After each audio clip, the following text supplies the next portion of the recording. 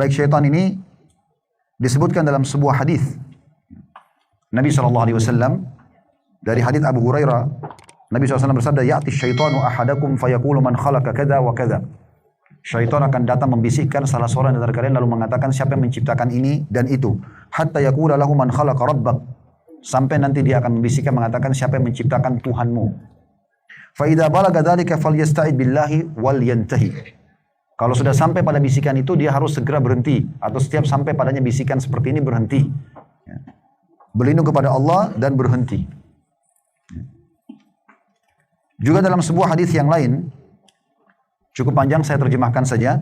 Nanti kalau Bapak Ibu berminat untuk baca lebih panjang lebar dari buku ini ya, agar selamat dari godaan syaitan. Saya cukup banyak ambil dalil dari sini. Ini buku mungkin cuma 15 ribuan rupiah, bisa dimiliki nanti di Indonesia, terbitan Pusaka Ibnu Umar. Ada dalil disebutkan di sini, yang kata Nabi SAW, sungguhnya syaitan menghalangi anak Adam dari jalan-jalan petunjuk atau hidayah. Syaitan menghalangi dari jalan Islam, seraya berkata, kenapa engkau masuk Islam? Ini bagi para mu'allaf atau orang yang mau masuk Islam biasanya ditakut-takuti. Syaitan bisikin, kenapa engkau masuk Islam dan meninggalkan agamamu, agama bapak-bapakmu dan agama nenek moyangmu?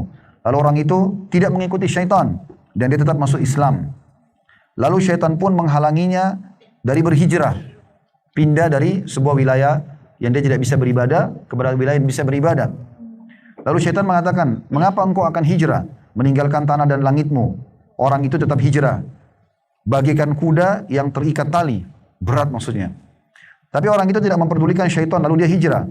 Kemudian syaitan menghalangi dari jalan jihad, seraya berkata, mengapa engkau mengorbankan diri dan hartamu? Lalu engkau mati, istrimu akan dinikahi oleh orang lain. Ini perkataan Nabi ya. Syaitan bisikin begitu. Syaitan mengatakan, istrimu akan dinikahi oleh orang lain dan harta-hartamu akan dibagi-bagikan. Orang itu tidak menggubris perkataan syaitan. Lalu ia berjihad. Rasulullah SAW bersabda, barang siapa yang melakukan hal itu, lalu ia meninggal, maka pasti akan memasukkannya ke dalam surga. Maksudnya siapa yang tidak mengikuti syaitan, tetap dia paksakan diri masuk Islam, dia hijrah, sampai dia mati di jalan Allah, maka dipastikan dia masuk ke dalam surga. Atau dia gugur di medan perang, maka pasti Allah Azza wa Jalla akan masukkannya juga ke dalam surga. Atau ia meninggal karena terjatuh dari kendaraannya, maka pasti Allah juga akan masukkan dia ke dalam surga. Artinya selama dia tidak ikuti bisikan-bisikan syaitan, maka dipastikan dia akan selamat. Syaitan juga teman-teman sekalian selalu ingin merusak rumah tangga. Selalu membuat suami istri ribut. Kata Nabi SAW, iblis memiliki singgasana di lautan. Setiap hari anak cucunya melapor. Saya baru membuat si fulan membunuh, saya baru membuat si fulan berzina, dan seterusnya. Sama iblis dianggap biasa. Sampai ada yang mengatakan, saya baru menceraikan suami istri. Jadi kata Nabi SAW, iblis pada saat kedatangan anak cucunya atau pasukannya mengatakan, saya baru menceraikan suami istri, maka dia mengatakan, kaulah jagoannya. Lalu dimuliakan oleh iblis. Karena orang kalau ribut suami istri, maka bisa mengganggu semua program hidupnya. Mungkin Bapak Ibu berumah tangga tahu, kadang-kadang masalah kecil saja bisa dibesar-besarkan oleh syaitan. Kecewa sedikit bisa membuat tidak ngobrol 2 hari, 1 minggu. Dan selama 1 minggu itu pun semua bisikannya selalu cerai. Udah nggak cocok, cerai saja. Udah nggak cocok, cerai saja. Ini kalau ada dari syaitan, jangan diikuti. Dalam rumah tangga, ikuti tuntunan Nabi SAW. Yang benar memaafkan, yang salah minta maaf. Dan selalu buka lembaran baru. Ta'aruf dalam rumah tangga itu terjadi selama kita berumah tangga. Kalau yang awal-awal, kita awal kenalan, itu awal ta'aruf, biodata saja. Itu belum ta'aruf yang sebenarnya. Kenalan yang sebenarnya justru setelah kita berumah tangga. Mulai selepas akad nikah, sampai salah seorang dari kita meninggal dunia. Makanya jangan heran setelah 10 tahun berumah tangga, misalnya kita tinggal di Jakarta, terus kita ke Surabaya misalnya, terus istri mengatakan, ini restoran kesukaan saya. Suami mengatakan, kok baru bilang? Ya saya juga baru ingat karena baru lewat di sini. Itu biasa terjadi. Padahal sudah 10 tahun berumah tangga. Bahkan ada kadang-kadang karakter kita, mungkin sudah kakek-kakek nenek-nenek masih belum berubah. Butuh ta'aruf, memang begitu. Ya. Jadi jangan buru-buru selalu mau cerai karena itu langkah syaitan. Makanya Nabi SAW mengatakan perbuatan halal yang paling Allah benci adalah perceraian. Ini permohonan syaitan.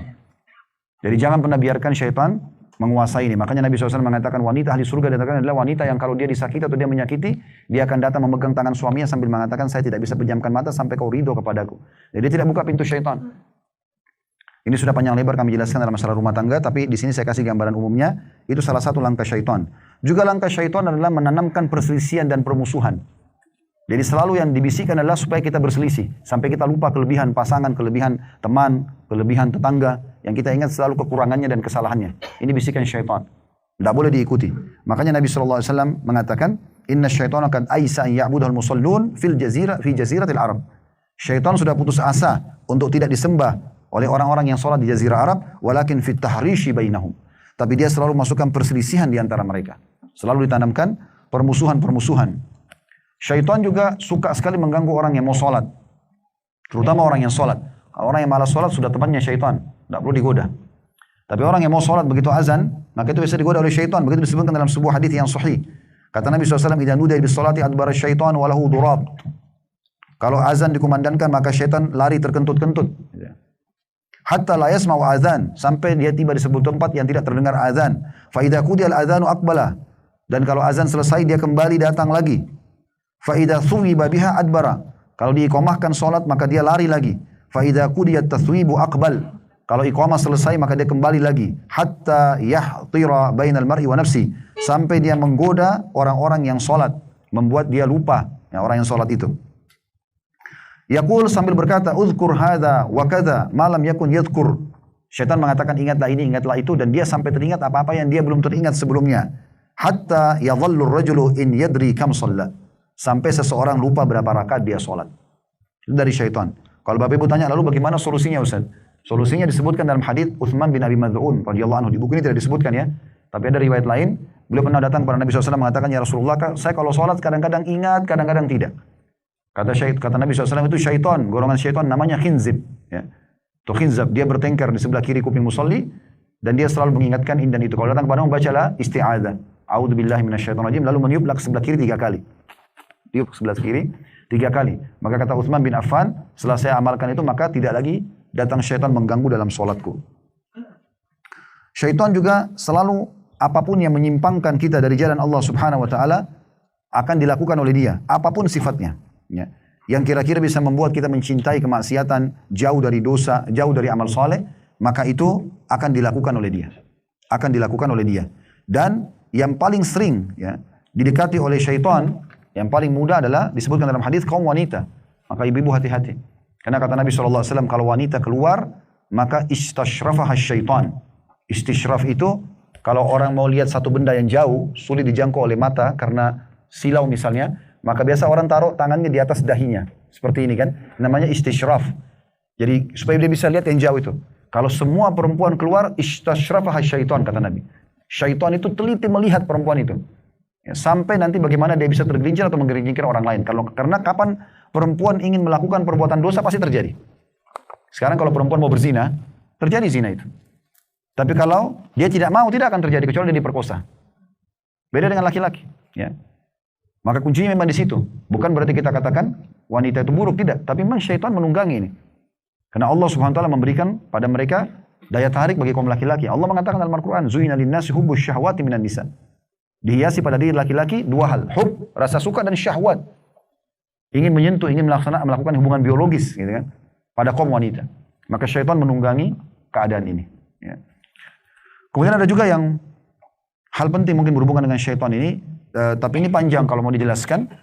Cuma saran saya Bapak Ibu beli buku ini, Membongkar Praktek Sihir dan Perdukunan. Ini kecil. Ini ditulis oleh Adil bin Tahir Al-Muqbil. Beliau ini pernah menjadi ketua penangkapan dukun-dukun di Saudi. Nah, dalam buku ini ada banyak gambar-gambar, contoh-contoh buhul-buhul ya, yang biasa dipraktekin oleh para dukun. Berikut juga dalil-dalil dalam Al-Quran dan Sunnah yang beliau sampaikan. Tapi saya ingin ditiberatkan, saya simpulkan, teman-teman jangan pernah menuju ke dukun ini. Jangan pernah ke mereka, jangan konsultasi sama mereka. Di Indonesia dulu namanya dukun. Tapi setelah banyak ditangkap oleh masyarakat, ada yang dibunuh, ada yang segala macam, ganti nama. Tapi tidak tanggung-tanggung. Ganti namanya paranormal. Di atas orang normal. Ya. Orang pintar. Padahal ini bukan orang pintar ini. Orang pintar itu orang yang beriman sama Allah. Orang yang minta tolong sama syaitan ini orang bodoh karena ditipu sama syaitan. Ya. Tapi begitulah. Kuasa Allah Subhanahu wa taala mereka ada dari zaman dulu, gitu kan. Jadi kita di Indonesia sebagai negara yang mayoritas muslim jangan pernah terpengaruh dengan mereka. Tidak usah datang. Ingat sabda Nabi SAW, siapa yang mendatangi dukun, peramal, penyamun, penyihir, bertanya, belum percaya. Cuma datang saja bertanya. Tebak garis tangan, tebak nasib. Terus mau lintas alam, mau buat istrinya atau suaminya suka, tapi lintas alam, pakai jasa jin. Bukan pakai alam manusianya dia. Mau usahanya maju, pakai pelaris-pelaris yang tidak masuk akal, gitu kan. Maka dia mau lintas alamin. Kata Nabi SAW, siapa yang datang kepada dukun, peramal, penyamun, penyihir, bertanya, belum percaya, dia cuma datang saja. Walaupun cuma coba-coba, tidak diterima sholatnya 40 hari. 40 hari ini bukan ke depan ya, yang sudah Bapak Ibu kerjakan. Habis 40 hari, saking luar biasanya. Dalam hadis yang lain kata Nabi SAW, siapa mendatangi dukun, peramal, penyambuh, penyihir, bertanya dan percaya. Kalau didukung dengan percaya, maka dia telah kufur kepada apa yang diturunkan kepada Muhammad SAW. Jadi nggak boleh percaya mereka.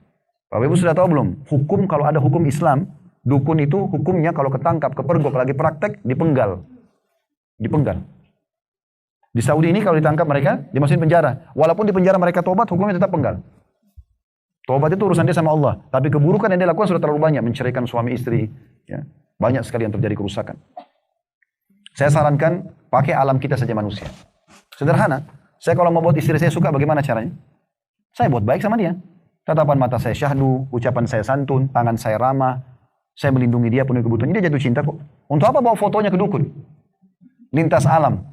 Supaya syaitan datang dekati istri kita. Ini salah. Bahkan banyak di antara syaitan itu, namanya syaitan penjahat. Dia datang dan dia bahkan mengganggu istri kita lebih rusak daripada itu. Ada pernah satu jemaah kita di Jakarta, 6 tahun berumah tangga, tiap hari ribut, istrinya tiap hari minta cerai. Tidak pernah dapat solusinya. Terakhir dia diruqyah oleh salah satu teman yang saya kenal. Kemudian pas kesurupan istri ditanya, syaitannya sama teman yang peruqyah ini. Ya. Siapa yang suruh kamu? Dia tunjuk suaminya. Ini. Dalam kondisi tidak sadar istrinya. Terus ini teman saya tanya, dia cerita sendiri ke saya. Memang Bapak pernah sihir istrinya? Enggak pernah. Coba ingat-ingat Pak. Enggak pernah sama sekali. Waktu sebelum nikah, baru dia bilang, oh iya sebelum nikah pernah. Supaya dia suka sama saya. Gara-gara itu 6 tahun ribut. Kenapa harus lintas alam? Mau laku produknya? Sederhana. Rasulullah SAW pedagang, Abu Bakar pedagang, Abdurrahman pedagang. Semua sahabat itu banyak, itu pedagang-pedagang. Bahkan kata Sa'id bin Musayyib rahimahullah, seorang ulama tabi'in, kami menemukan sahabat-sahabat Rasulullah SAW berdagang sampai di laut-laut Romawi. Mereka berdagang, mereka berusaha. Dan mereka sukses. Waktu meninggal ya, Abdurrahman bin Auf, itu sulit sekali untuk dibagi hartanya karena gudangnya penuh dengan harta. Padahal tiap hari sedekah. Abu Bakar memberikan harta yang banyak. Talha bin Ubaidillah, Sa'ad bin Abi Waqqas, Sa'ad bin Mu'ad. Semua mereka meninggalkan harta yang sangat banyak. Lalu bagaimana caranya? Sederhana. Modalnya halal, sistem halal, produk halal. Sisanya ikuti dengan sedekah, maka berkah. Tidak perlu pakai pelaris-pelaris. Taruh tulisan-tulisan yang tidak jelas. Gitu kan? Yang akhirnya menjadi jimat. Ini nggak perlu. Harus hati-hati dengan masalah ini. Juga teman-teman sekalian jauhi tatayur. Menggantungkan nasib sama benda. Ya. Ada keyakinan kita nggak? Kalau tangan kanannya gatal mau keluarin duit. Hah? Ada nggak? Tangan kiri kalau gatal mau apa tuh? Mau keluarin duit ya? Apa sih saya lupa? Tangan kanan dapat duit ya? Tangan kiri ya? Tangan kanan keluarin duit. Ini tidak boleh nih. Kalau setiap tangan kiri gatal mau dapat duit, gatalin tiap hari aja. Ini nggak benar. Matanya kedap-kedip, kelopak matanya di atas mau senang, di bawah mau sedih. Ini tidak boleh. Nggak ada nih dalam Islam. Orang-orang Arab dulu punya dua cara mirip-mirip seperti ini, tapi mereka punya cara menggunakan burung merpati, bulu burung merpati. Orang-orang Mekah dulu, mereka ambil burung merpati, diambil, terus mereka datang ke dukun, lalu mereka serahkan 3 bulu burung merpati.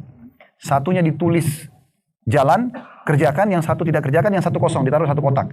Kalau dia mau safar, dia mau menikah, mau buka usaha, dia datang ke dukun itu, kemudian dia bayar, lalu dia masukkan tangannya ke dalam kotak tanpa dia lihat. Kalau keluar bulu yang ada tulisannya kerjakan, berarti dia anggap dia berhasil, dia sukses nanti. Kalau dia ambil yang tertulis jangan kerjakan, berarti dia akan kena ya, bahaya kalau dia kerjakan. Kalau keluar yang tidak ada tulisannya, dia ulangi lagi.